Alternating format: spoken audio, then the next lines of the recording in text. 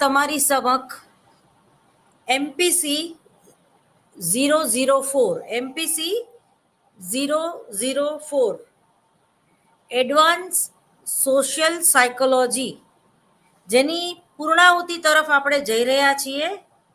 આજે આ એક લેક્ચરમાં કેવા પ્રકારના પ્રશ્નો પૂછાઈ શકે અને વધારે પડતા કયા યુનિટમાંથી પ્રશ્નો પૂછાય છે એની આપણે વાત કરીશું.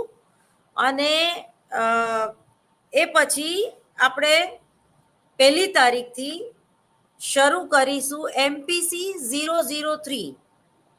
બરોબર. આજે આપણે એમપીસી 004 એટલે કે એડવાન્સ સોશિયલ સાયકોલોજીનું ડિસ્કશન કરીશું અને આ સબ્જેક્ટ આપણે પૂરો કરીશું.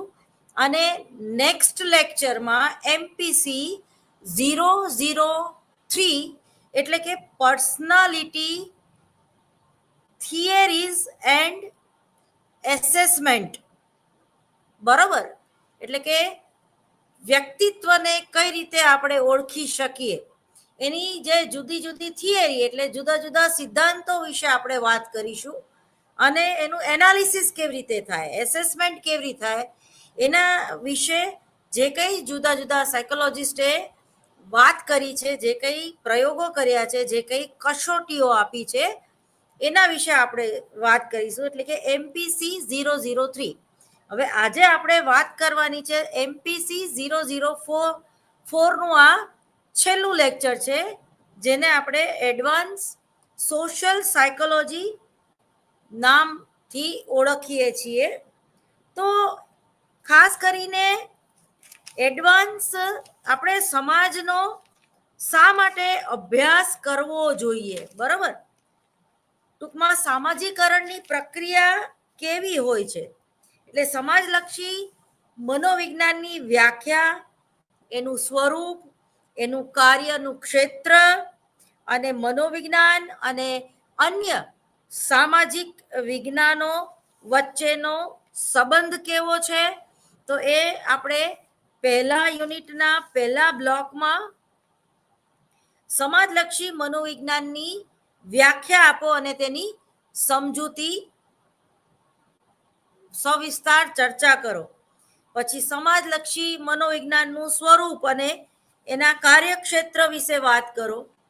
એ જ રીતે જુદી જુદી જે પદ્ધતિઓ છે જે આપણે ભણી ગયા બ્લોક 1માં કે મુલાકાત પદ્ધતિ, પ્રશ્નાવલી પદ્ધતિ, સર્વેક્ષણ પદ્ધતિ, માપન પદ્ધતિ, સમાજમિતિ પદ્ધતિ, પ્રક્ષેપણ પદ્ધતિ, આત્મવૃત્તાંત પદ્ધતિ અને સહસંબંધની જુદી જુદી પદ્ધતિઓ.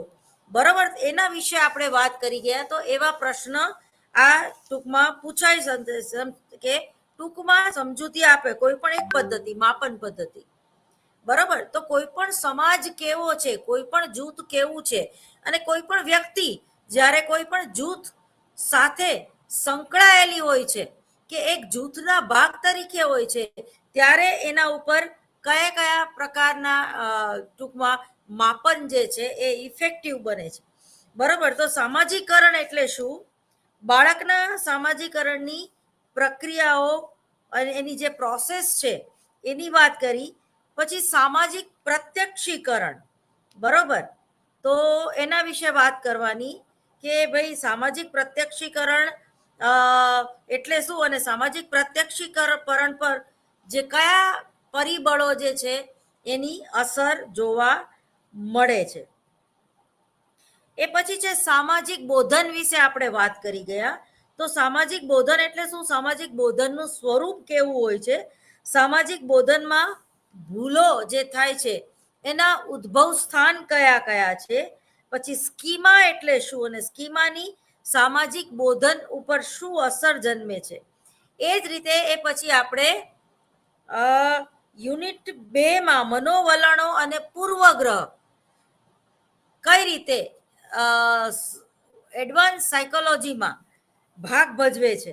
એટલે કે આપણા વર્તન ઉપર આપણું જે કંઈ સામાજિક સમાજમાં રહીને આપણે જે કંઈ વર્તન કરતા હોઈએ છીએ તો એમાં મનોવલણ અને પૂર્વગ્રહનો શું ફાળો છે. તો મનોવલણની જુદી જુદી વ્યાખ્યાઓ અને તેનું સ્વરૂપ તેમજ મનોવલણનું ઘડતર કઈ રીતે થાય છે એ વારંવાર પૂછાતો પ્રશ્ન છે કે મનોવલણનું ઘડતર કઈ રીતે થાય છે તેની સમજૂતી આપો. એ જ રીતે મનોવલણ અને વર્તન વચ્ચે શું સંબંધ છે, પછી મનોવલણમાં પરિવર્તન કઈ રીતે લાવી શકાય, પછી મનોવલણ માપન કરવાની વિવિધ સંક્ષિપ્ત પદ્ધતિઓ સમજાવો. પછી પૂર્વગ્રહ એટલે શું, પૂર્વગ્રહનું સ્વરૂપ કેવું હોય છે, પૂર્વગ્રહના ઉદ્ભવ જે સ્થાન છે એની ચર્ચા કરો એવું પણ પૂછાય.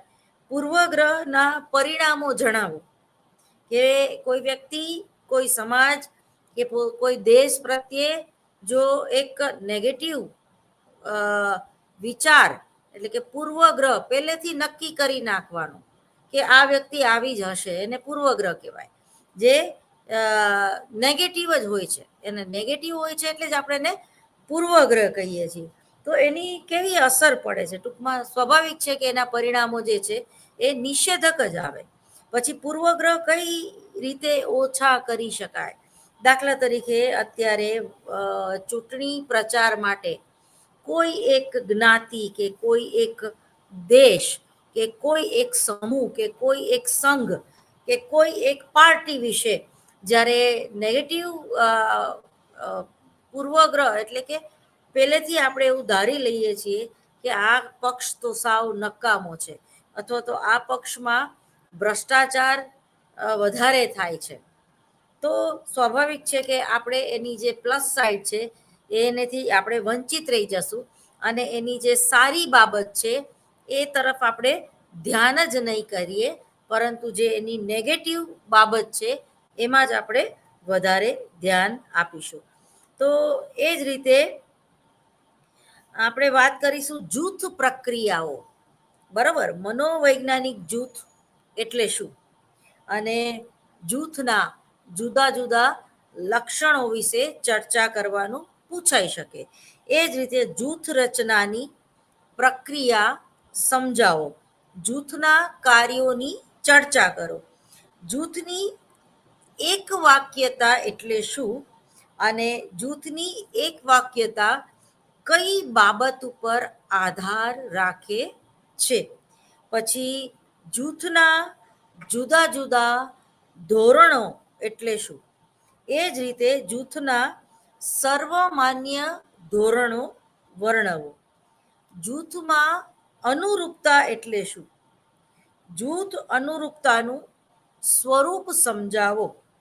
પછી જૂથ સંઘર્ષ એટલે શું, તે કેવી રીતે ઘટાડી શકાય. એ જ રીતે જૂથની અસરકારકતા એટલે શું, એટલે કોઈ પણ જૂથને વધારે આપણે ઇફેક્ટિવ કઈ રીતે બનાવી શકીએ. એ જ રીતે જૂથ ગતિશીલતા એટલે શું, જૂથ ગતિશીલતા વિશે સવિસ્તાર ચર્ચા કરો, એટલે કે એના જે કંઈ પ્રાયોગિક અભ્યાસો થયેલા છે એની વાત છે.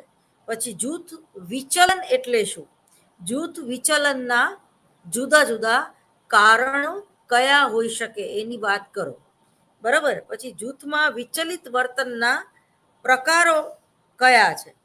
તો આ જે છે એ ટૂંકમાં સમાજીભૂત વર્તન, તો એની વાત કરી તો સમાજીભૂત વર્તનની સમજૂતી આપો. લોકો શા માટે મદદ કરતા નથી, અથવા તો કોઈ વ્યક્તિ શા માટે એકદમ હેલ્પિંગ નેચરની હોય છે, કોઈ સમુદાય કે કોઈ જૂથ શા માટે સ્પર્ધાનું વલણ ન અપનાવીને સહકારની ભાવના એનામાં વધારે જોવા મળે છે. જે આપણે ભૂતકાળમાં તમે BA લેવલે ભણી ગયા છો, દાખલા તરીકે આદિવાસીની એક ગોંડુમલ નામની એક જાતિ છે, પેટા જાતિ છે, જે લોકોમાં સ્પર્ધાનું વલણ બહુ જોવા મળતું નથી, પરંતુ સહકારની વૃત્તિ જે છે એ વધારે જોવા મળે છે. કોઈ જો કોઈ જ્ઞાતિ છે, કોઈ સમુદાય છે કે કોઈ કુટુંબ છે કે કોઈ રાષ્ટ્ર, તાલુકો કે કોઈ ગામ છે, તો એ અમુક ગામ જે છે એના લોકો ખૂબ હેલ્પિંગ નેચરના હોય, એટલે મદદ કરવા દોડી જાય. દાખલા તરીકે ત્યાં બ્લડના કેમ્પ જે છે એ વારંવાર યોજાતા હોય, એનએસએસના કેમ્પ જે છે એ વારંવાર યોજાતા હોય, કોઈ જે રેડ ક્રોસ બ્લડ બેંક જેવી મોટી બેંક છે એની સાથે એ ગામ આખું સંકળાયેલું હોય. દાખલા તરીકે આણંદ જિલ્લામાં આવેલું ધર્મજ નામનું જે ગામ છે, તો એ આખા પટેલ પાટીદાર સમાજનું ગામ છે અને એમાં લગભગ અડધા ગામના લોકો જે છે એ ફોરેન રહે છે. અને એટલે ટૂંકમાં કહેવાનો મતલબ એમ છે કે ખૂબ પૈસાદાર પાટીદાર સમાજનું ગામ છે ધર્મજ, બરાબર. તો ત્યાં તમે જુઓ તો ચોખ્ખાઈ વધારે જોવા મળે છે અને સેવાભાવી પ્રવૃત્તિઓને એ લોકો પ્રોત્સાહન આપે છે, એટલે ડોનેશન વધારે આપે છે. દાખલા તરીકે આપણે ગામમાં એન્ટર થઈએ અને સરસ મજાનો આપણને ચબૂતરો જોવા મળે, બરોબર, પક્ષી ઘરો રાખેલા જોવા મળે, એ જ રીતે સરસ મજાના બગીચાઓ જોવા મળે. એ જ રીતે એ ગામ આગળ વધે એના માટે ત્યાંના જે કંઈ કલેક્ટર હોય અથવા તો કલેક્ટર ના હોય તો ગામનો જે મુખી હોય એ સતત પોતાના ગામને વિકાસ અથવા તો એના ગામને દરેક પ્રકારની આર્ટિફિશિયલ ઇન્ટેલિજન્સી પણ મળી રહે એના માટે એ સતત પ્રયત્નશીલ હોય છે. પોતાના સ્વ ખર્ચે પણ એ ગાંધીનગર સુધી ધક્કા ખાતો હોય છે. તેમજ એ જો કોઈ વિદેશમાં બેઠેલો હોય તો પણ એ ગામમાં કોઈ ગરીબ માણસને કેન્સર થયું હોય અને એને ટ્રીટમેન્ટની જરૂર હોય તો એ જેને કહીએ કે એ હેલ્પિંગ નેચર હોવાના હિસાબે ત્યાં બેઠો બેઠો એ આર્થિક સહાય પણ કરે છે. તો કોઈ સમાજ જે છે એ શા માટે આટલું બધું હેલ્પિંગ નેચર હોય? હેલ્પિંગ નેચરની સાથે સાથે ખાલી એ હેલ્પ કરવાની આપણામાં ભાવના હોય, તમારામાં હોય અને મારામાં હોય, પણ આપણે આર્થિક રીતે એટલા સક્ષમ ન પણ હોઈએ, બરાબર. તો જુદું જુદું વાતાવરણ જે હોય છે તો એમાં લોકો શા માટે મદદ કરે છે, અથવા તો અમુક ગામના લોકો કેમ માથા ભારે હોય છે. દાખલા તરીકે પોરબંદર, ભલે એ birth place of Mahatma Gandhi પણ છે, પણ એનું કોન્ટ્રાસ્ટ કોમ્બિનેશન આપણે જોઈએ તો મેર જ્ઞાતિ અને ખારવા જ્ઞાતિ હંમેશા સામસામે જ હોય છે. અને બીજું એક ત્યાં તકલીફ એ છે કે જુદી જુદી 8 થી 9 ગેંગ જે છે એ એકબીજાની દુશ્મન હોય છે. એટલે સતત એ લોકો જે લોકોને ત્યાં જેને કહીને કે પોલીસ ખાતામાં કે ત્યાં ન્યાયતંત્ર કે જજ તરીકે કામ મળ્યું હોય તો એ પોરબંદરે માથાનો દુખાવો છે. કારણ કે આવા ગુંડા તત્વો જે છે, સમાજ વિરોધી પ્રવૃત્તિ કરવાવાળા લોકો ખૂબ પ્રમાણમાં છે. સમજ્યા તમે? બરોબર. તો એ પોરબંદરની જે છાપ જે છે એ એટલી જ વિચિત્ર અને ખરાબ છે. પણ હા, એ સામાન્ય સ્ત્રીની વાત કરીએ તો એ સામાન્ય પબ્લિકને એ લોકો હેરાન નથી કરતા, પણ અંદર અંદરની જે ગેંગ જે છે એ અંદર અંદરની જે દુશ્મનાવટ છે એ વર્ષોથી ચાલી આવે છે. સંતોકબા જાડેજાથી માંડીને સલવન મુંજા સુધીની જે કંઈ હિસ્ટ્રી કે વાત છે તો તમે જુઓ કે એનો કેવો પ્રભાવ પડે છે, બરાબર. સમાજ અભિમુખ વર્તન અને સમાજ વિરોધી વર્તન, તો કેવા લોકો એ મદદે ટૂંકમાં દોડી જાય છે અને કેવા લોકો મદદ મેળવે છે. તો મદદ પ્રત્યે લોકોનો જે પ્રતિભાવ છે એ ખરેખર કેવો હોય છે. અને એ પછી છે આક્રમક વર્તન, કોને કહેવાય, બરાબર. ખાસ કરીને જેને કહેવાય ને કે ઉંદેડું હોય સાવ, બરાબર, જેનું કાંઈ ઉપજતું ના હોય, બરાબર, જે બધાથી ડરી ડરીને રહેતું હોય, પરંતુ જ્યારે એ પોતાના સમૂહમાં હોય છે ત્યારે ઉંદેડું જે છે એ પણ સિંહ બની જાય છે. તો ટોળામાં રહેલો વ્યક્તિ જે છે એ વધારે પોતાને તાકાતવાળો સમજે છે. એ કોકના ખભે ગન મૂકીને ફોડવાની વાત કરે છે. એટલે કે જ્યારે કોઈ પ્રકારનું આપણને પીઠબળ પૂરું પાડવામાં આવે છે, એટલે બેકિંગ હોય છે આપણી પાછળ, ત્યારે આપણે વધારે પાવરફુલ હોઈએ એટલે આપણે વધારે આક્રમક વર્તન તરફ વળતા હોઈએ છીએ. તો આક્રમક વર્તન એટલે શું, અને આક્રમક અંગેના જે જુદા જુદા સિદ્ધાંતો છે, તો એ સમૂહમાં આક્રમકતા એ કેમ વધી જતી હોય છે, બરોબર.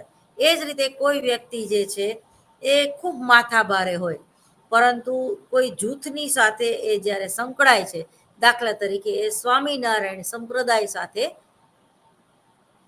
સંકળાય છે, કોઈ માથાભારે વ્યક્તિ જેને પાન, તમાકુ, બીડી વગેરે, ગાંજો, બધી જ ખરાબ આદત એને હોય, બરોબર. પણ જ્યારે તે સ્વામિનારાયણ સંપ્રદાય સાથે સંકળાય છે અને કોઈ શિબિરમાં જાય છે, ત્યારે એ જે વ્યક્તિ જે છે એ સાવ સીધો ગાય જેવો થઈ જાય, એવું બને. ખરેખર એવો હોતો નથી, પરંતુ એક સમૂહ, એક જૂથ, એક સંપ્રદાય કે એક શિબિરનો પ્રભાવ હોય છે કે પોતે ભલે આક્રમક વૃત્તિનો માણસ હોય, પોતે ભલે માથાભારે માણસ હોય, કે પોતે ભલે ઈગો ને કેન્દ્રમાં રાખીને કોઈ પણ નિર્ણય કરવા વાળો માણસ હોય, પરંતુ જ્યારે સમૂહમાં જોડાય છે ત્યારે, જ્યારે શિબિરમાં જોડાય છે ત્યારે, જ્યારે કોઈ આવા ધાર્મિક સંપ્રદાયોની સાથે રહેવાનું હોય છે, ત્યારે એની જે આક્રમક વૃત્તિ જે છે એ એક પોઝિટિવ વેમાં ફેરવાઈ જતી હોય છે. દાખલા તરીકે સ્કૂલમાં કોઈ તોફાની વિદ્યાર્થી હોય, એને જો મોનિટર બનાવી દેવામાં આવે, તો જે ક્લાસ ટીચર હોય છે એને કંઈ જોવું પડતું નથી, કારણ કે એક જ જે તોફાની વિદ્યાર્થી છે એને જ જવાબદારી આપી દેવામાં આવે છે કે કોઈ તોફાન ન કરે એનું તારે ધ્યાન રાખવાનું છે. એટલે સ્વાભાવિક છે કે હવે ચોરને જ આપણે વસ્તુ આપી દઈએ, આ સાચવજે કરોડો રૂપિયા, તો એમાંથી ચોરી કરી શકે? અને એને પોતાને એક સારી, એક જેને કહેવાય કે સારું ફીલ કરે છે કે ભાઈ હું આટલો બધો તોફાની છું, તોય જો મેડમે મને મોનિટર બનાવ્યો, તો મેડમ કેટલા સારા કહેવાય, તો હવે મારેથી આવું થાય, બરોબર. આખા એ જે છોકરો ક્લાસમાં બધાનો નાસ્તો ખાઈ જતો હોય, અને એ છોકરાને બધાના નાસ્તાના ડબ્બા સાચવવા માટે આપવામાં આવે, તો સ્વાભાવિક છે કે એનો જે અંતરાત્મા છે, એની જે માનસિકતા જે છે એ ઘણીવાર બદલાઈ જાય છે. એટલે એનું જે તોફાન છે, એની જે લૂંટી લેવાની વૃત્તિ છે, એની જે આક્રમક વૃત્તિ જે છે એ ખરેખર શાંત પડે છે. તો ઘણીવાર જ્યારે કોઈ આપણે એડવાન્સ સોશિયલ સાયકોલોજીમાં 004માં આક્રમક વૃત્તિ એટલે શું, અને કોઈ વ્યક્તિ સમૂહમાં શા માટે પોતાની આક્રમકતા ગુમાવે છે, અથવા તો જે આક્રમક નથી હોતો એ પણ પોતાની જાતને મોદીનો માણસ છું હું, અથવા તો હું ભાજપનો કાર્યકર્તા છું, ભલે એને કઈ બીજું કઈ કામ ન હોય, ગાડા નીચે કૂતરું. એક કહેવત છે આપણે કાઠિયાવાડમાં કે ગાડા નીચે કૂતરું ચાલ્યું જતું હોય ને, તો આમ કૂતરાનું તમે મોઢું જોવો ને, તો તમને એવો ભાવ થાય કે જાણે એને ખૂબ બોજ ઉપાડ્યો હોય. એટલે કે આખું ગાડું એ કૂતરું ઉપાડીને આવતું હોય, એ રીતે એનું વર્તન હોય છે. તો જ્યારે કોઈ સામાન્ય વ્યક્તિ ને સોશિયલ મીડિયા દ્વારા એવું કહેવામાં આવે કે તમારે શું ભાજપમાં જોડાવું છે, તો તમે આ વેબમાં ક્લિક કરો અને તમારો ફોટો અપલોડ કરો, તો એક એવું કાર્ડ બની જાય માત્ર કે ભાઈ હું મોદીના કુટુંબનો સભ્ય છું, મારું ફલાણું ફાણલાણું નામ છે. તો એ કાર્ડ પર્સમાં રાખીને એ ફરે અને એને એવું લાગે કે હું ભાજપનો કોઈ મોટો કાર્યકર્તા છું. હવે મોદીને તો ખબર નથી ડૉક્ટર નેહા રાવલે આવી રીતે સોશિયલ મીડિયામાંથી પેલી જે એપ હતી એ અપલોડ કરી. ક્યાંક લિસ્ટમાં આપણા ફોન નંબર હોય એ સ્વાભાવિક છે, પણ એનેથી ખરેખર કોઈ ફાયદો થતો નથી, પરંતુ તમારી જે માનસિકતા છે એ બદલાય છે કે ભાઈ હું ભાજપનો કાર્યકર્તા. ભાજપના ખરેખર અમિત શાહને ખબર ન હોય કે આ નેહાબેને એની જાતને એમ માને છે કે હું ભાજપની કાર્યકર્તા છું. તો એને કહેવાય ગાડા નીચે કૂતરું.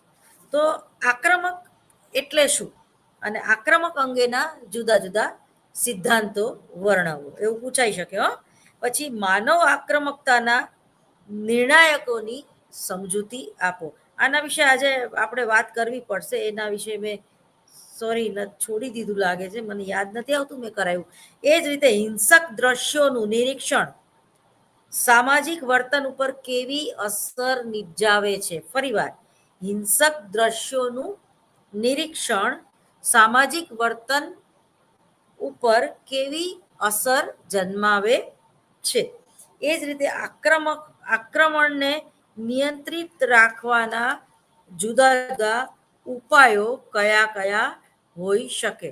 તો આ જે આક્રમકતાનું થોડીક આજે આપણે વાત કરી દઈએ, કારણ કે એ છૂટી ગયું છે અને એ ઘણીવાર પરીક્ષામાં પૂછાતું પણ હોય છે. તો સામાન્ય રીતે આપણે કહીએ તો આક્રમક અંગેના જે જુદા જુદા સૈદ્ધાંતિક અભિગમો જે છે એમાં માનવ આક્રમકતાના જે નિર્ણાયક પરિબળો છે તેનું નિયંત્રણ એ કઈ રીતે કરી શકાય એના ઉપર આપણે ખાસ ભાર મૂકશું. તમે જો આપણે વર્તમાન પત્રોમાં પ્રસિદ્ધ થયેલા સમાચારો વાંચતા હોઈએ છીએ ત્યારે ખૂન, હિંસા, મારામારી, બળાત્કાર, આતંકવાદ, હુલ્લડો, રમખાણો, યુદ્ધ જેવા સમાચારો હંમેશા વાંચતા હોઈએ છીએ.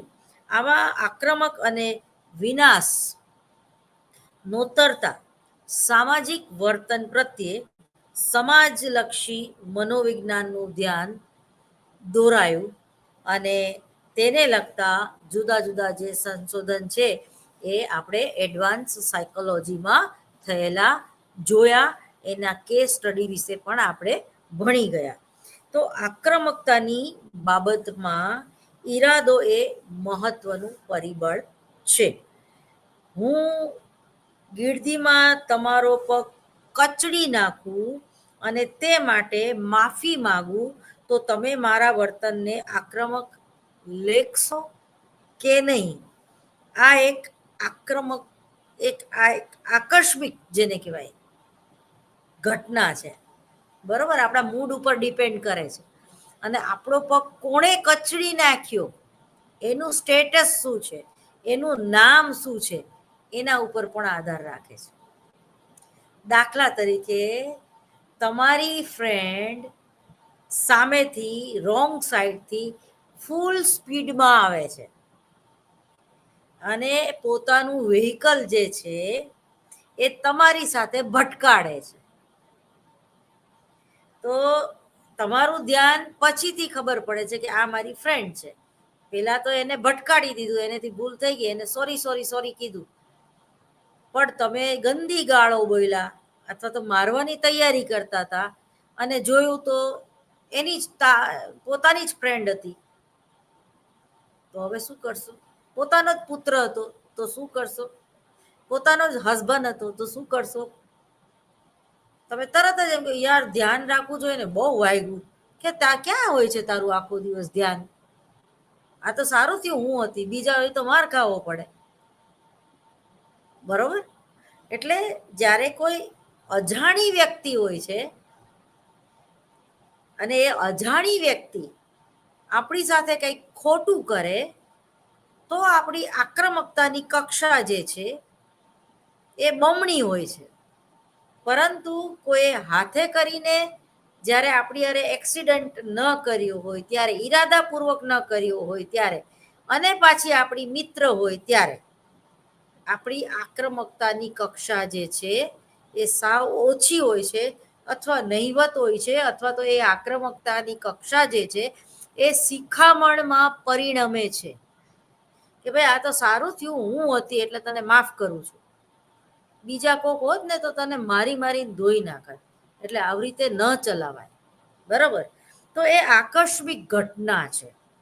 પરંતુ તમે રસ્તા પસાર થઈ રહ્યા છો અને હું તમને લાત મારું તો મારું વર્તન એ આક્રમક ગણાવી શકાય.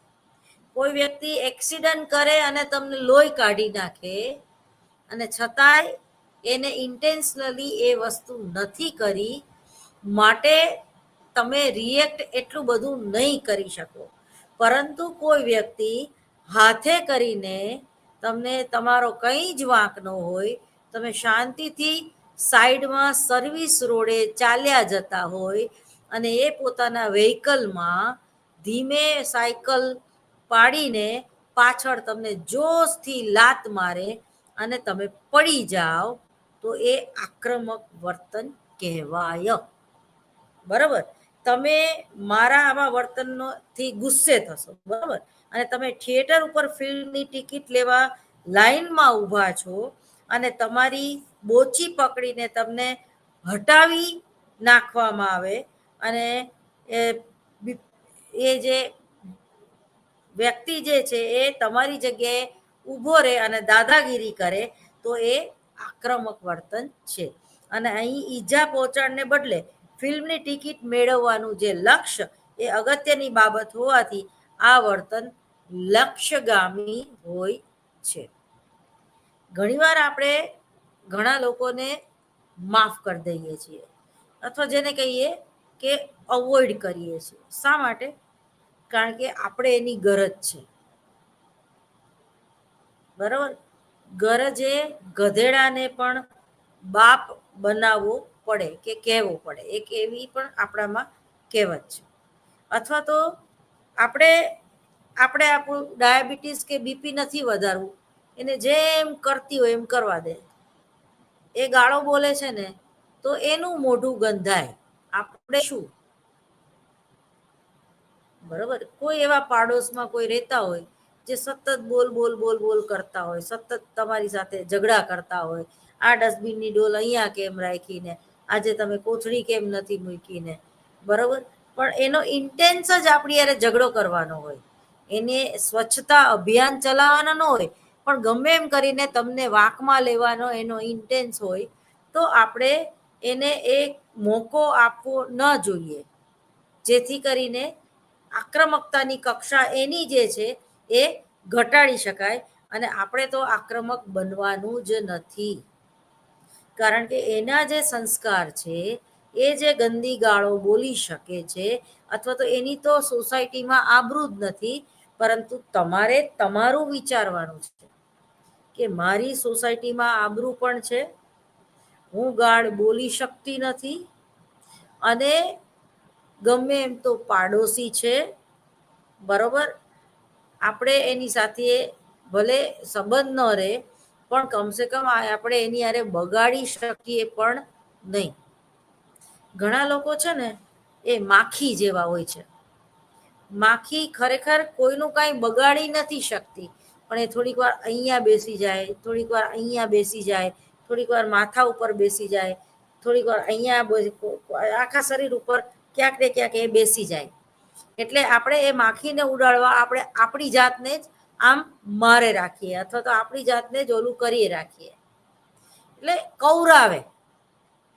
એટલે ઘણા લોકો છે ને એ એવા પ્રકારની આક્રમક વૃત્તિ ધરાવતા હોય છે કે એ તમારું કંઈ બગાડી ન શકે, પરંતુ એક પ્રકારની સળી કરીને તમને આમથી તેમ દોડાવે રાખે, કૌરાવે રાખે. પછી ક્યારેક તો એના રિએક્શન રૂપે આપણે આક્રમક થઈ જતા હોઈએ છીએ. આક્રમક અંગેનો જે સહજ વૃત્તિનો સિદ્ધાંત છે એ આપણે પૂછાઈ શકે. એ જ રીતે આક્રમક અંગેના હતાશા અને આક્રમકતાને શું સંબંધ છે એના વિશે પણ વાત કરી શકાય.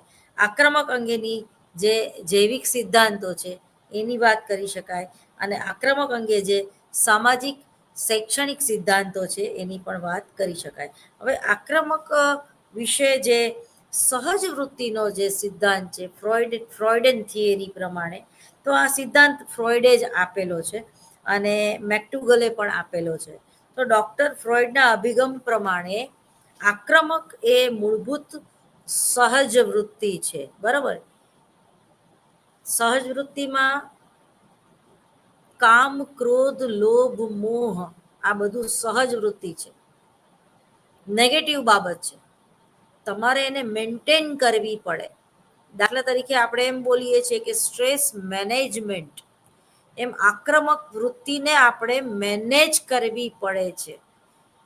આપણી આગળ મર્સિડીઝ કાર ન હોય ને અલ્ટો સીએનજી કીટવાળી કાર હોય અને રોજ બાજુવાળા મર્સિડીઝ લઈને આમ નીચે પાર્ક કરે અને આપણી ગાડી એમ કે ચલ સાઈડમાં મૂકી દે, તો એ આપણને જે એને જોઈને ઈર્ષા અને અદેખાય થાય છે.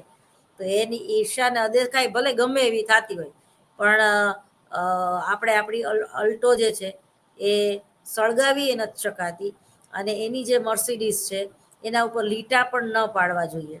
બરાબર. આપણે એને મેન્ટેન કરવું પડે છે. આપણી જે ઈર્ષા આપણને થાય છે તો એ મેન્ટેન કરવી પડે.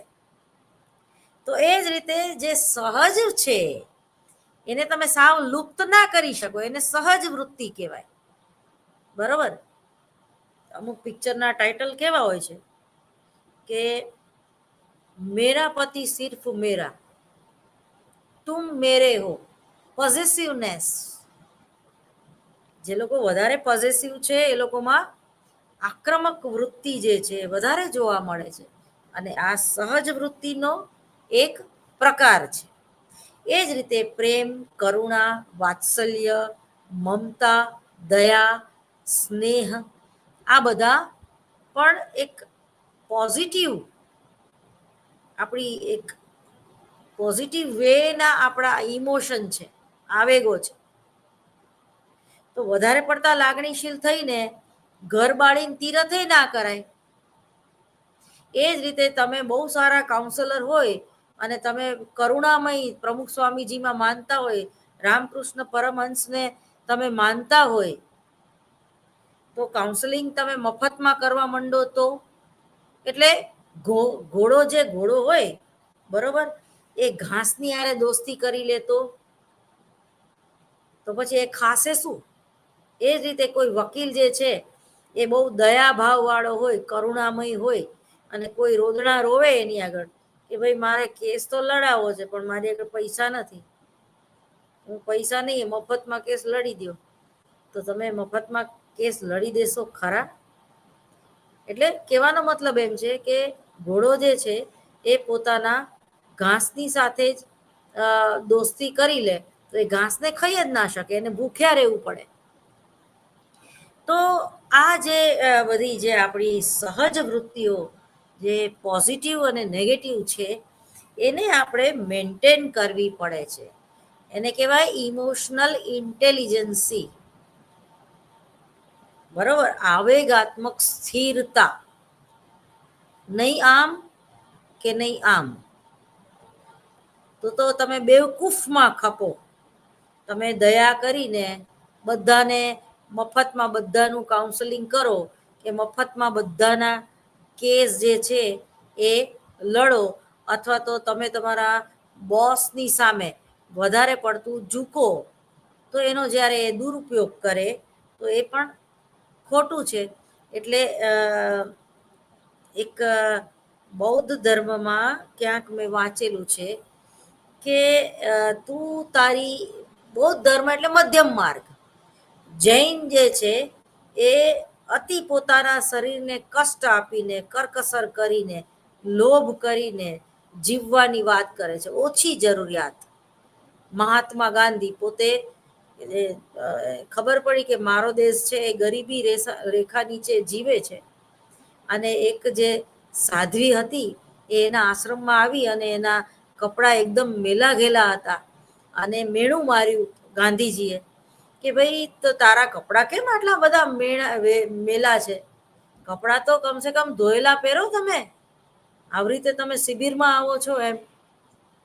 ત્યારે એ સ્ત્રી ત્યારે કંઈ ના બોલી, પણ પછી ગાંધીજીને એના ઘર તરફ કંઈ ગયા હશે અને એ સ્ત્રી કમાડ બંધ કરીને બેઠી હતી. એટલે ગાંધીજી કે ખોલ બાયણું એમ. તો કે મારી આગળ એક જ વસ્ત્ર છે અને અત્યારે એ વસ્ત્ર સુકાવા મૂક્યા છે મેં, એટલે એ વસ્ત્ર જ્યાં સુધી સુકાઈ નહીં જાય ને ત્યાં સુધી હું મારા ઘરની બહાર નહીં આવી શકું, કારણ કે હું એટલી બધી ગરીબ છું કે મારી આગળ એક જ જોડી વસ્ત્ર છે. ત્યારથી ગાંધીજીને એ વાત બહુ લાગી આવી અને એમણે એવું સ્વીકાર્યું કે આજ પછી ચારેય ઋતુમાં હું એક જ પોતિયું ધારણ કરીશ, એક જ વસ્ત્ર ધારણ કરીશ, કે મારા દેશની સ્ત્રી આગળ જ્યાં સુધી એ આર્થિક રીતે સક્ષમ ન થાય આપણો દેશ, ત્યાં સુધી મને કોઈ અધિકાર નથી કપડાં પહેરવાનો. એટલે એ ગાંધીજી પછી આજીવન એક પોતિયું ફરીને જ ફર્યા. મોટા બેરિસ્ટર હતા, બરાબર, કોટ અને ટાઈમાં સજ્જ રહેતા હતા, કારણ કે પોતે વકીલાતનું ભણીને આવેલા અને એમને વસ્ત્રનો ત્યાગ કરી દીધો અને પોતે વાણિયા હતા, એટલે જૈન મુનિ મહાવીર સ્વામીના વિચારોને એમણે ફોલો કર્યા હતા. પરંતુ એ અતિ, જેને કહેવાય કે દમનનો માર્ગ છે, દરેક વ્યક્તિ આવો દમનનો માર્ગ ન અપનાવી શકે અને જરૂરી પણ નથી. અને અતિ વૈભવી ધર્મ ઓશોનો જે છે, લક્ઝરિયસ એનો જે ધર્મ હતો, એ જે પૈસાદાર હોય એ જ એના ધર્મનું પાલન કરી શકે. જૈનમાં જો તમે એવું ક્યાંય જોયું કે કોઈ ગરીબના દીકરાએ દીક્ષા લીધી? ખૂબ પૈસાદાર હશે એનો છોકરો દીક્ષા લેશે. સ્વામિનારાયણ સંપ્રદાયના સાધુ અને સાધ્વીઓ પણ તમે જુઓ, ખૂબ પૈસાદાર હશે, પીએચડી કક્ષા, એમએસસી પીએચડી કક્ષાના હશે, વેલ એજ્યુકેટેડ, અને જેને કહેવાય ને કે બાપદાદાની કેટલાય વીઘા જમીન હોય એવા લોકો સાધુ બનશે. એટલે આ એક હિપ્નોટિઝમની અવસ્થા છે, એમાં આપણે આગળ નહીં જઈએ. ટૂંકમાં મને અને તમને કોઈ એવું નહીં કે તમે સાધુ બની જાઓ, કારણ કે આપણે સાધુ બનીએ તો એ લોકોને શું લાભ? પણ જે જૈન મુનિઓ કે સ્વામિનારાયણ કે કોઈ પણ એવા એટલે લક્ઝરિયસ લાઈફ જે છે એ સાધુ સાધ્વીઓએ આજે કલયુગમાં ટૂંકમાં સાધુ બનવું હોય તો સ્વામિનારાયણના સાધુ બનાય એવી કહેવત છે, બરોબર, લક્ઝરિયસ લાઈફ જીવવા મળે. તો એટલે અતિ, જેને કહેવાય કે ભૌતિકવાદ, એ પણ નહીં, અને અતિ દમન પણ નહીં ને અતિ સમન પણ નહીં. તો એવો મધ્યમ માર્ગ એટલે કે જે બૌદ્ધ ધર્મ, બરાબર, બૌદ્ધી, જે સનાતન ધર્મીઓના બ્રાહ્મણોના ત્રાસથી, ધાર્મિક ક્રિયાકાંડના અતિરેકથી અને સંસ્કૃત ભાષા ન સમજાવવાને કારણે, તેમજ જૈનમાં દમન કરવાની વાતને કારણે એક મધ્યમ માર્ગ જે બહાર નીકળ્યો એ છે બૌદ્ધ ધર્મ. તો જે બૌદ્ધ ધર્મ છે એમાં એવું કહેવામાં આવ્યું છે કે તું તારી વીણા ના તાર જે છે એ એટલા બધા ઢીલા જ ન મૂક કે જે બેસુરા થઈ જાય, અને તારી વીણાના જે તાર જે છે એ એટલા બધા કડક પણ નહીં કર જેથી વાગે જ નહીં, બરાબર. સમવત્તા આયોજન, સમાયોજન કરવું પડે છે જીવનમાં, સમાયોજન કરવું પડે છે જૂથમાં, સમાજમાં, કુટુંબમાં, તમારી પોતાની અંગત વ્યક્તિઓની સાથે પણ તમારે એડજસ્ટ થઈને રહેવું પડે છે, કારણ કે આપણા શરીરની આ 5 આંગળીઓની જે સાઈઝ જે છે એ પણ સરખી નથી. તો જે ફ્રોઈડની વાત છે એ ગળે ઉતરે એવી છે કે મૃત્યુની વૃત્તિ જે છે એ ચેતાતંત્રમાં સંચિત થાય છે અને તે બાહ્ય કાર્યો દ્વારા અન્યને ઈજા પહોંચાડીને કે આંતરિક રીતે પોતાની જાતને ઈજા પહોંચાડીને વ્યક્ત થાય છે. ફ્રોઈડ આક્રમક વિશેના તેના વિચારો જે છે એ ઈસવીસન 1932માં આલ્બર્ટ આઇન્સ્ટાઈને લખેલા પત્રમાં પ્રગટ થયેલા છે. તમે વિચાર કરો, ફ્રોઈડને આપણે આમ તો મનોવિજ્ઞાનનો પિતા નથી માનતા. એને જે લખીને ગયા એને આલ્બર્ટ આઇન્સ્ટાઈને પોતાના પત્રોમાં ટપકાવ્યું છે. ટૂંકમાં આઇન્સ્ટાઈને લિંગ અને નેસન્સની વૃત્તિમાં રસ હતો અને જગતમાં શાંતિ સ્થપાય અને યુદ્ધનું નિવારણ થાય તે દિશામાં આઇન્સ્ટાઈને ડોક્ટર ફ્રોઈડને અભિપ્રાય જાણવા માટે તેમને પત્ર લખ્યો હતો અને આઇન્સ્ટાઈને ફ્રોઈડને પૂછ્યું કે લોકો શા માટે યુદ્ધ કરે છે. બરોબર, માનવીને તિરસ્કાર, વિનાશ કે યુદ્ધનો શું શોખ છે? આવો હિટલર જેવો માણસ પાક્યો. બરોબર, ફ્રોઈડે આઇન્સ્ટાઈનના પ્રશ્નનો ઉત્તર આપ્યો હતો કે માનવીમાં એવું કંઈક તત્વ છે કે જે તેના વિનાશ કે યુદ્ધને માર્ગે દોરે છે. કોઈ એવી સહજ વૃત્તિ માનવીમાં પડેલી છે કે જે આક્રમક રૂપે વ્યક્ત થાય છે અને વિનાશ નોતરે છે. આ વૃત્તિને મૃત્યુની વૃત્તિ, ડેથ તરીકે, મૃત્યુ પ્રેરણા તરીકે એમણે ઓળખાવી અને ફ્રોઈડ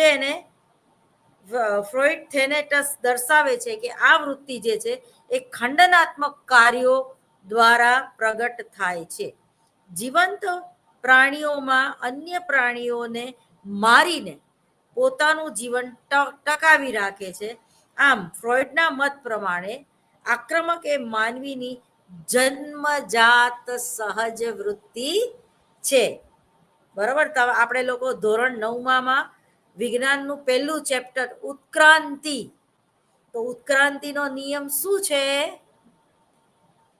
કે વધારે શક્તિશાળી, વધારે સક્ષમ જે છે એ જે તુચ્છ કે નાના પશુ પક્ષીઓ કે પ્રાણીઓ ઉપર સત્તા ભોગવે છે, રાજ ભોગવે છે નબળાઓ ઉપર. બરાબર, તો એ ઉત્ક્રાંતિનો નિયમ જે છે એ અહીંયા આપણે લાગુ પાડી શકાય અને એ સહજ વૃત્તિ છે એટલે જ આપણે એને મેન્ટેન કરવાની છે. આપણને ગાળો બોલવાનું મન થાય તો ગાળો ના બોલાય. બરોબર, એટલે સમાજની જરૂર છે. એટલે આપણે અહીંયા એડવાન્સ સોશિયલ સાયકોલોજી ભણવાની જરૂર છે, કારણ કે અંતે તો આપણે મનુષ્યનું જે વર્તન જે છે એ સમજવાનું છે. તો મનુષ્યનું વર્તન શા માટે સમજવાનું છે, સમાજનો શા માટે અભ્યાસ કરવાનો છે? કારણ કે આપણું જે કંઈ બિહેવિયર છે, આપણું જે કંઈ વર્તન છે, કે આપણે આપણા જે કંઈ વિચારો જે છે એ આપણા પોતાના કુટુંબ, આપણા પોતાના ડીએનએ એટલે કે આપણા પોતાના માતા પિતા, આપણા પોતાના સમાજ, આપણા પોતાના દેશ રાષ્ટ્ર કે આપણા પોતાના ટોળાથી પ્રભાવિત થયેલા હોય છે. આપણા પોતાના રીત રિવાજો, આપણી પોતાની સંસ્કૃતિથી આપણે રંગાયેલા હોય છે. એકતામાં ભિન્નતા અને ભિન્નતામાં એકતા એ ભારતીય સંસ્કૃતિનું ખૂબ જ મહત્વનું લક્ષણ છે. પરંતુ એક કક્ષા જ્યારે આવે છે ત્યારે વ્યક્તિ સ્વતંત્ર વ્યક્તિ તરીકે નિર્ણય લે છે. કોઈ જૂથ કે કોઈ સમાજના પ્રભાવમાં આવીને એ બહુ નિર્ણય લઈ શકતી નથી. બે મિનિટ માટે કોઈ સમાજ જે છે એનું બ્રેઇન વોશ કરી શકે, પણ અંતે તો એ પોતાના આદ્ય સંસ્કારોથી રંગાયેલી હોવાથી અંતે એના જે કંઈ નિર્ણયો હોય છે એ સ્વતંત્ર હોય છે. હવે આક્રમકતાને સમાજમાંથી સંપૂર્ણ રીતે દૂર કરી શકાય કેમ તે અંગે ફ્રોઈડે નિરાશાવાદી હતા. એટલે ફ્રોઈડ ના પાડતા હતા આપણું ફિલોસોફી હા પાડે છે કે હા એવો સમાજ પણ બનાવી શકાય કે જેમાં કોઈ ઈર્ષાને સ્થાન ન હોય, કોઈ ભયને સ્થાન ન હોય, લોકોને મારીને અને ધમકાવીને પરાણે ધર્મનો અંગીકાર નહીં કરાવવાનો. સહજ રીતે એને થાય કે આ ધર્મ મારે અંગીકાર કરવો છે તો જ એને કરવા, ને મારી ધમકીને પટાવીને કે લાલચ આપીને કે પૈસાના જોરે વોટ નહીં અપાવવાનો કે ધર્મનો પેલું નહીં કરવાનું, ધારણ નહીં કરવાનું, પરંતુ એને અંદરથી એનો આત્મા એમ કહેતો હોય તો એને કરવાનું. એટલે પણ ફ્રોઈડ આ બાબત એ નિરાશા સેવતા હતા કે ના ગામ હોય ત્યાં ટૂંકમાં ઉકેળો હોય જ. એટલે ગમે એવો સારો માણસ હોય, આપણે ગાંધીજીને મહાત્મા ગાંધી કહીએ છીએ, પરંતુ એ ગાંધીમાં પણ કંઈક તો દુર્ગુણ હતો, બરોબર. એટલે જ આજે હિન્દુસ્તાન અને પાકિસ્તાન ના ભાગલા પડ્યા. ક્યાંક તો એને મોહમ્મદ અલી જીણા ની સાથે એક પ્રકારના સારા સંબંધ હતા. એ સારા સંબંધના ભોગે અથવા તો જતું કરવાની ભાવનાના હિસાબે આજે આપણે ઘણું બધું ગુમાવ્યું, અને અંતે એ વિચારો વધારે પડતા એ જેને કહેવાય ને કે સહન શક્તિ, અને સહન શક્તિ એ વિધિ સામે મેળવેલો વિજય છે એવું પોતે સહન કરતા. પણ જ્યારે એક દેશનો પ્રશ્ન હતો ત્યારે એને પ્રજાનો વિચાર ન કર્યો કે આજથી 50 કે 70 વર્ષ પછી આ પ્રજા મારા પૂતળા તોડી નાખશે, એ વિચાર ના કર્યો. એટલે જ ઓશો પોતાના ધર્મ ગ્રંથમાં લખે છે કે મારી દ્રષ્ટિએ કૃષ્ણ, એના ટાઇટલમાં એ લખે છે કે બધા ધર્મો લુપ્ત થશે પરંતુ કૃષ્ણ ક્યારેય લુપ્ત નહીં થાય. શા માટે? કારણ કે સત્ય છે તો અસત્ય પણ છે, સુપર ઈગો છે તો ઈડ પણ છે. કોઈ એક સારી વ્યક્તિ છે તો એનામાં ઈડ ઈગો અને સુપર ઈગો ત્રણે રહેલું છે. એટલે ટૂંકમાં એ નિરાશાવાદી હતા આ વિચાર તરફ. એવું નહોતા માનતા કે આક્રમકતાની કક્ષાને સાવ લુપ્ત કરી શકાય. તમે શાંતિથી બેઠા છો. હવે એ તો ગૌતમ બુદ્ધ હતા કે જેના કાનમાં સળિયા ભૂંકી દેવામાં આવે છે અને છતાં કોઈ જ રિએક્ટ કરતા નથી. લોકો આપણે શાંતિથી તપ કરતા હોય, પૂજા કરતા હોય તો કોઈ આપણને 1 લાફો મારે, આપણે કંઈ ન બોલી, 2 લાફા મારે, કોઈ આપણા તો ન બોલી, પણ આપણા કાનમાં સળિયા ભૂંકી દે તો આપણે શું કરીએ? આક્રમક થઈએ કે નહીં? એટલે પરિસ્થિતિ, સંજોગો અને વાતાવરણ જો એ પ્રકારનું ક્રિએટ થાય તો 100% આપણે આક્રમક બનીએ છીએ. ખૂબ અગત્યનું અત્યારે ઉદાહરણ આપું કે ડૉક્ટર હંસલ બચેલ કહે છે કે સ્ત્રી અને પુરુષના જે વ્યક્તિત્વ, વિચારો જે છે એમાં ડિફરન્સ હોય છે. એ બંને જુદી રીતે વિચારે છે.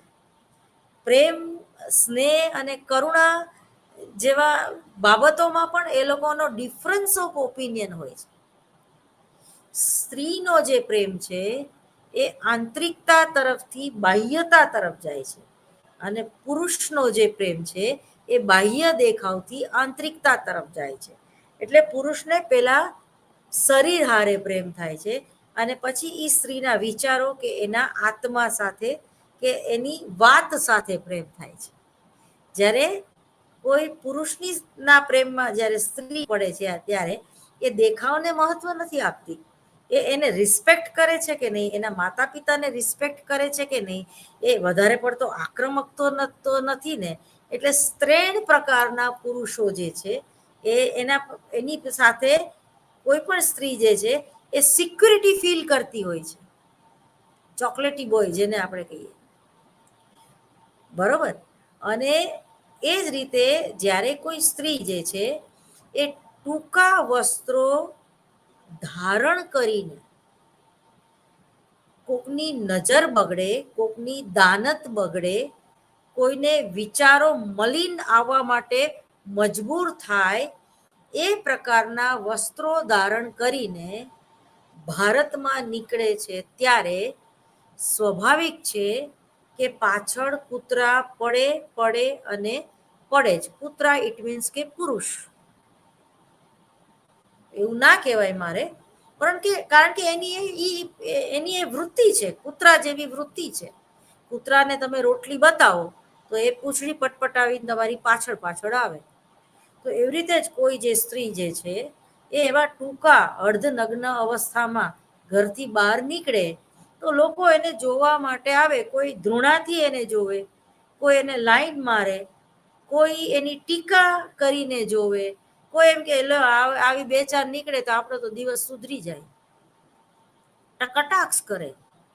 સોશિયલ મીડિયામાં પણ આ બધી કોમેન્ટ્સ તમે સાંભળતા હશો. પરંતુ સાયકોલોજી શું કહે છે આ બાબતમાં? સાયકોલોજી એ કહે છે, ભારતીય મનોવિજ્ઞાન એ કહે છે કે ભગવાને જ એ ડિફરન્સ રાખેલો છે. સ્ત્રી અને પુરુષના શરીરની જે રચના છે એ જુદી જુદી હોય છે.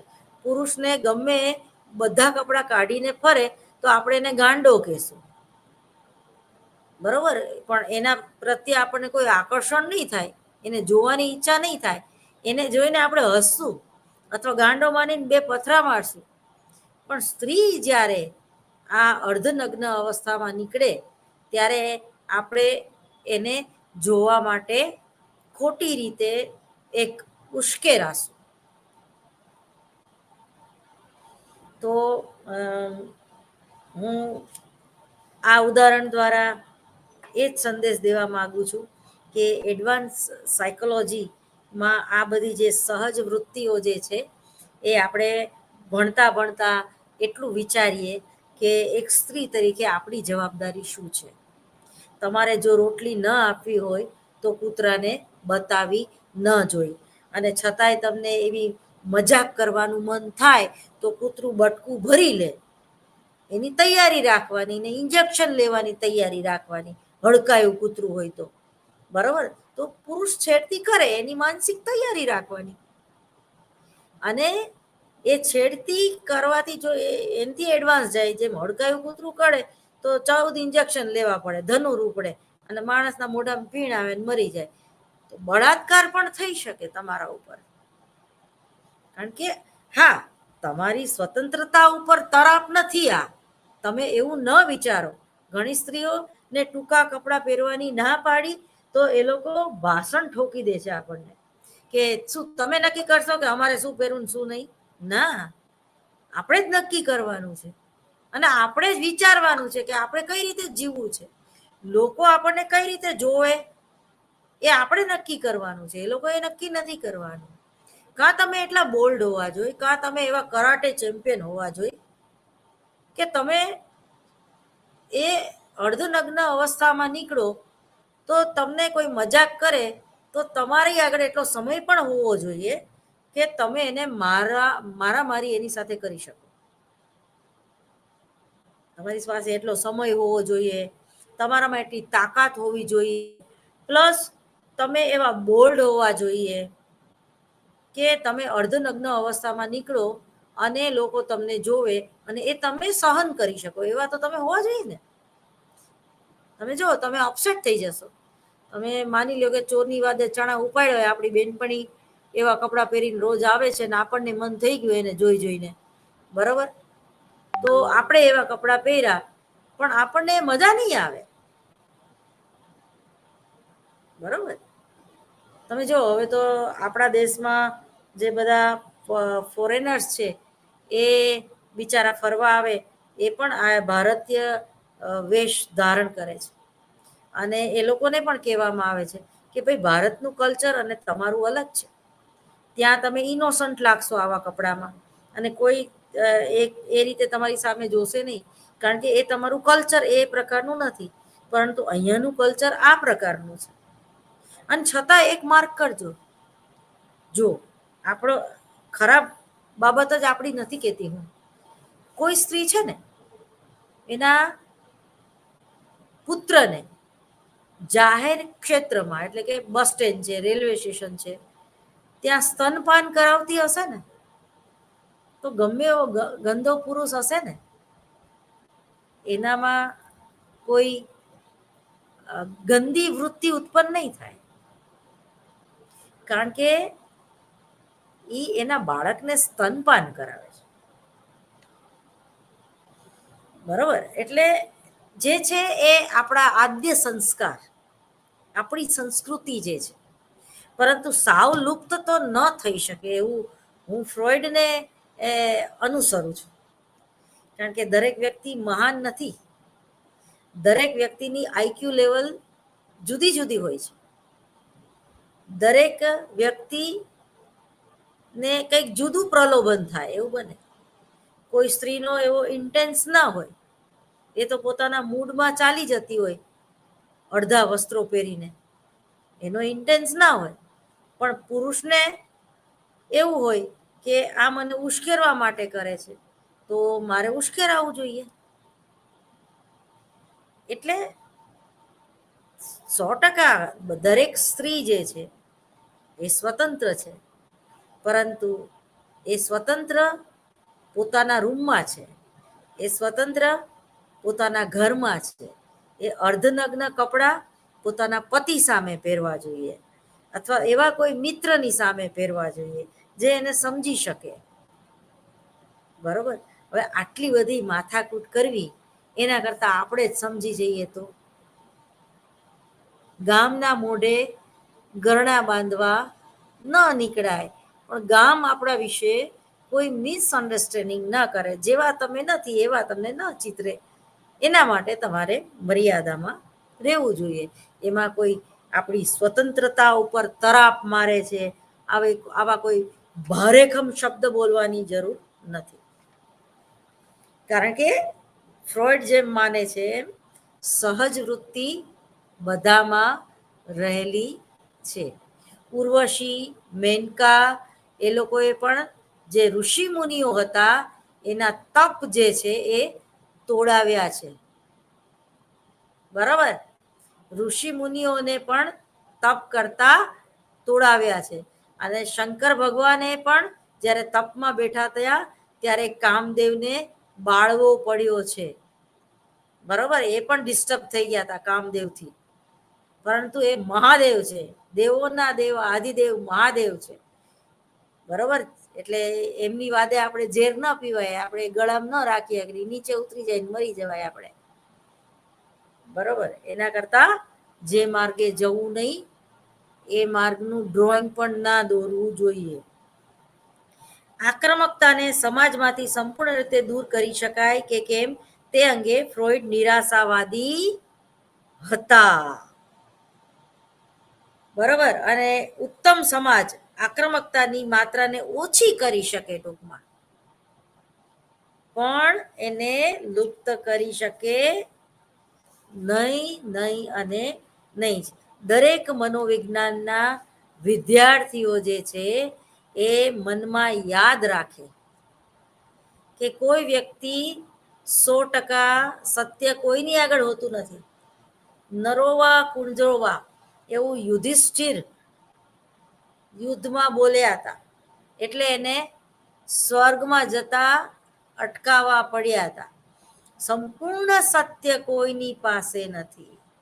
સત્યની એક બીજી બાજુ પણ હોય છે, પરંતુ આપણા હિન્દુઓ, આપણા સનાતન ધર્મી જે છે, બરોબર, એણે જે આપણે ક્યાંક જવું હોય તો પેલું મેન્યુ હોય છે ને જીપીએફ, બરાબર, ગૂગલમાં આપણે નાખીએ કે ભાઈ મારે બોપલ જવું છે, તો એ જ રીતે જીવન જીવવા માટેનું આપણું જે મેન્યુઅલ છે જે છે એ છે શ્રીમદ ભગવદ્ ગીતા.